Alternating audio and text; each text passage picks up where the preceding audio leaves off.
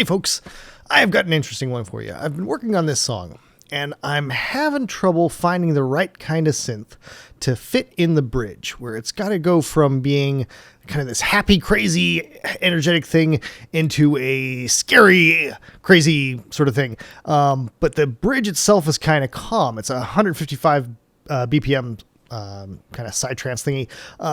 But the bridge here is going to have this crazy drum bit with this kind of calming, calm before the storm sort of synth thing. And it's got melody and all kinds of stuff that I'm having a really hard time finding the right synth for. And I think Animoog is going to be it, because I'm going to have kind of like these stabs and more sustained notes in this melody. And it'd be easier if I did this in two separate synths, but I think it's going to sound better, I hope, by combining them together to sound more cohesive. So this is what that sounds like. Now, this is just on the default patch that you get when you load up Animoog. And if you haven't played with Animoog in a while, there's going to be some things for me to show you. So let me start off here by getting rid of the path and a lot of the stuff that is happening already, because this is all kind of crazy busy, and I want to start off with basically nothing, and I'll build up from there. Filter's also doing something weird. I actually need it to be in high pass because I am going to have the drums with this section. Oh, I lost a lot of volume there.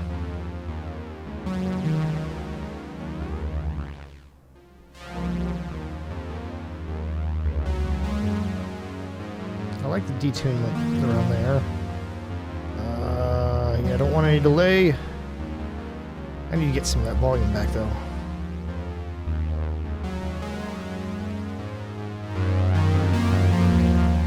Alright. So, kind of a blank patch here. So this, as you hear, it's got these do-do, do-do-do, and it's got the more sustained notes underneath that. And I'm going to play with that inside of the way that Animoog uses the pathing stuff. So first I want to find kind of a fun sort of thing that it's going to be playing with the bling bling blings. So let me see, which timbre is this on? I'll leave it kind of right there. So it's the fourth timbre in. And now to change these, you have to hold it down and then also tap on something. I'm going to try some digital stuff.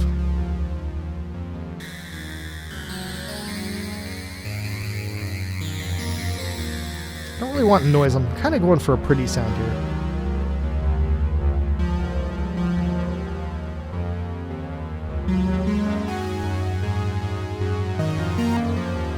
Let me play around with that. Just traveling along this to hear if there's anything I particularly like.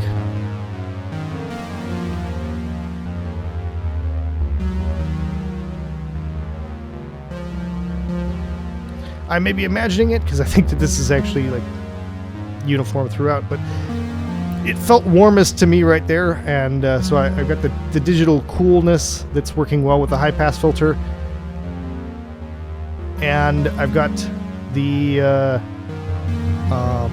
warmth adding a little bit to that. So now I can play around with the path and send this to start off in this digital pretty stuff into a more analog grittiness. So let me edit a path. I'll keep that as like the center point. So I'll have it start over here and wander its way over here, and then go straight down to hell. And let's see. Yeah, it is correctly getting the BPM from Ableton, so I can sync this now. And I want the short stabs to only go across this top. Oh shit, that was a bad idea. Shit. Okay. Oh, goddamn. Do that real quick. All right. So I only want the stabs to go around the top bit, and then the sustain notes to dip down. So I can play around with the rate here to do that. You can see it's now at one whole note. 1.5.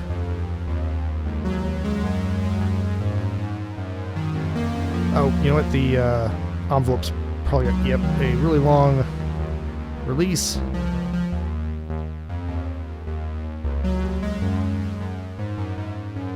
Let's see how that's doing now. Yeah. See how some of them aren't even making it to that first junction there.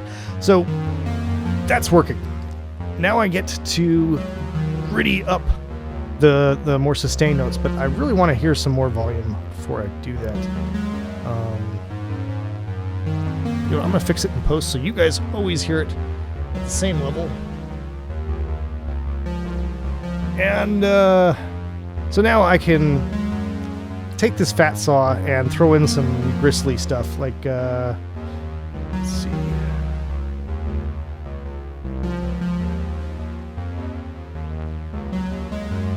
Now let's try okay, not that one.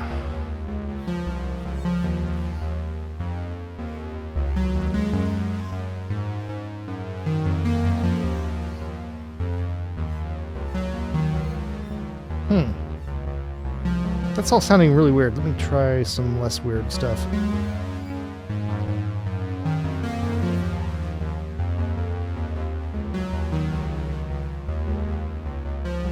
Gotta really try to listen for that. Let me try just going with really basic sort of stuff here and see how that works.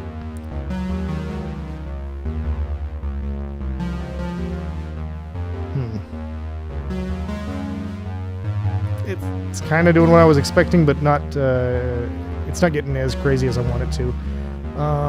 Let's see. I can take this on like a path, right? Like I got the fat saw, that's fine, and I want it to go into maybe another fat thing, like a fat triangle. You can kind of hear it go, which is interesting, but not what I was going for.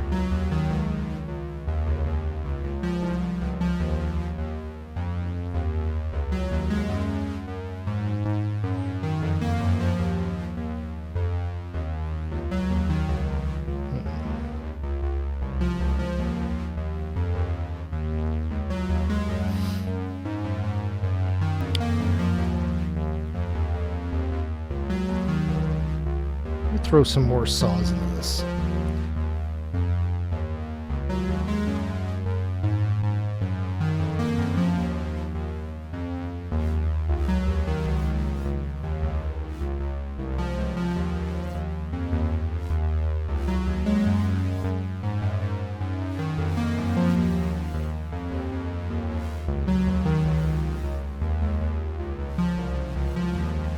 That's not quite working.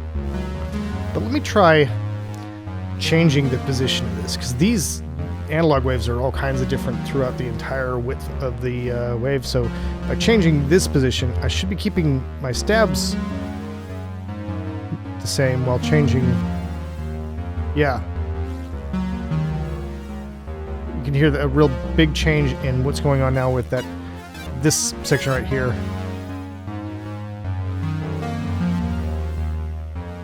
It's not necessarily a good thing, but you can hear the change.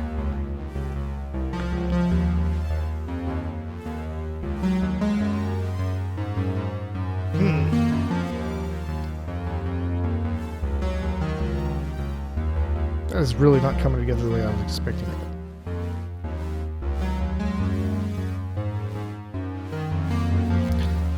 Alright, I'm going to try a different approach altogether. There were these noises in here that I didn't play with. Let me try playing with these.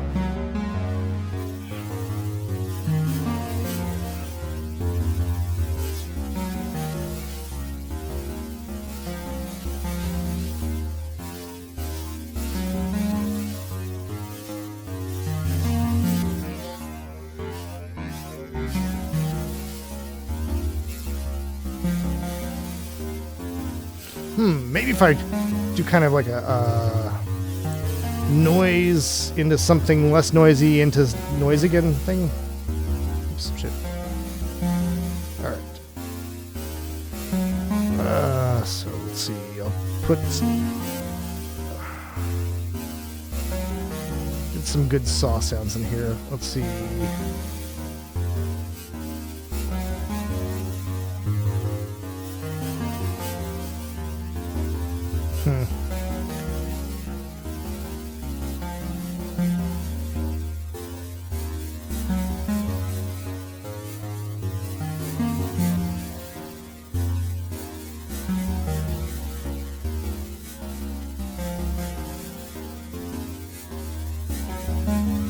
Try something real quick here. Putting a square to saw, or a saw to square rather.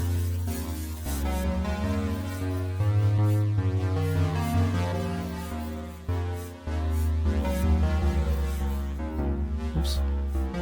All right. Let me try making this saw to square become a square to saw by taking this path and moving it backwards.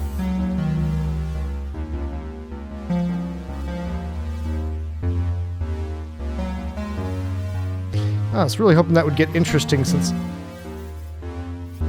it's running into the noise there.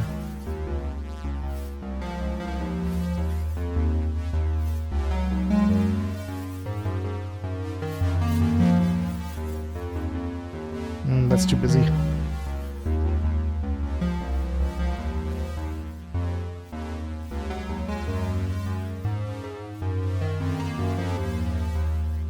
That's pretty good.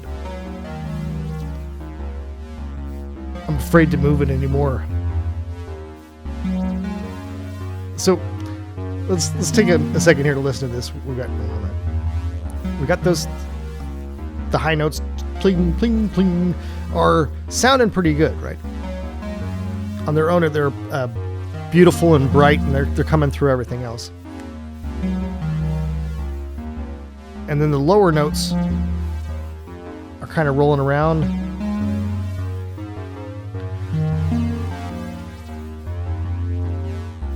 Let me see if I can play around with this a little bit. Tinkering around with the filter. Give that.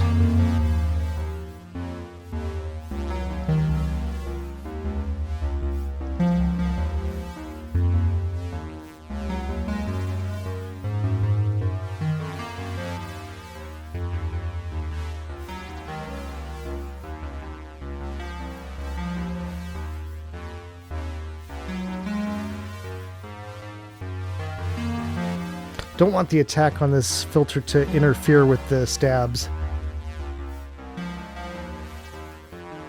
So I can't bring this down too crazy.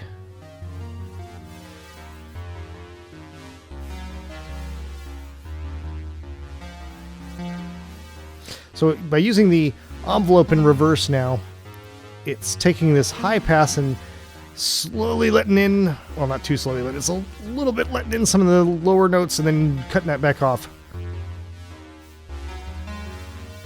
I need to bring up the decay just a little bit.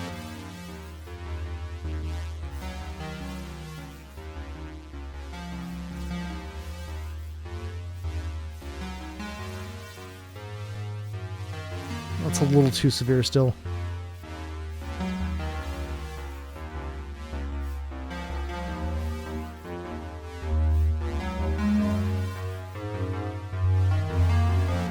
I'm really liking that now that I got the filter in there. Let's do it real carefully on how it's moving around. Like if you've got headphones on, this is gonna be great.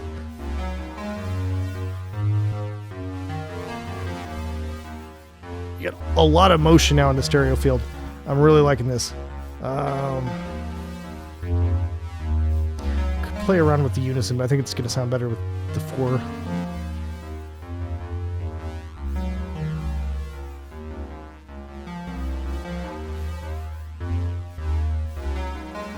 I think that's really debatable. I think that in some instances that 2 would actually be more useful.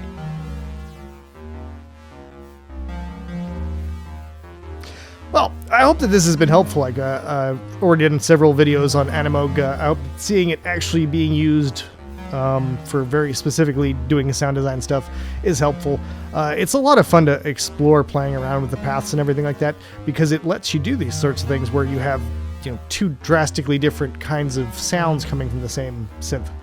So, thank you very much to all my Patreon patrons for making these possible. Take it easy, guys.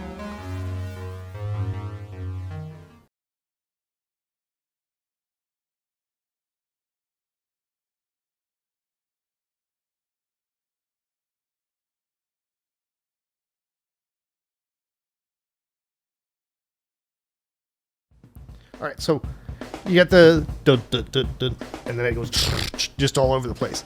And that's going to be great for the next step here, which is to create a more cohesive beat for this to be playing along with. And for that, I'm going to be using this beat sequencer here, where you can just add in kicks and bring down the slicer. Whoops.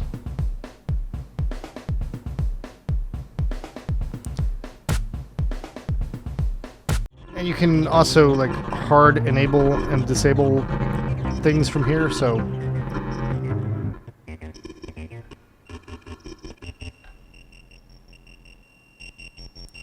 you get kind of a performance control there, where I've basically just completely taken out the melody and replaced it with the glitching chirping sounds, which, as you see up here, is affecting this.